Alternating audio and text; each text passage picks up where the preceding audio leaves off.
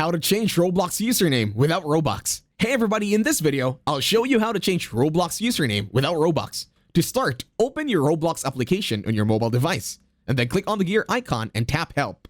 Once you're here, on the search bar, search for Contact Us, and then click Enter. Wait for it to load this time. It's gonna take a few seconds, so bear with me. Now, once everything has loaded, all you gotta do right now is look for the Contact Us phrase, then tap on that one. In here, tap on Support. Once it loads, follow the steps that I'm gonna be doing. First, add your username. Now your email address on the account that it's binded with your Roblox account. Now retype your email address once again.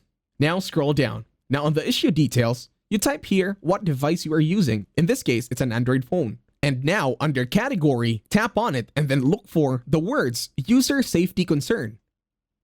Click on it. And then on the user safety concern, click on the drop down and click on the first choice.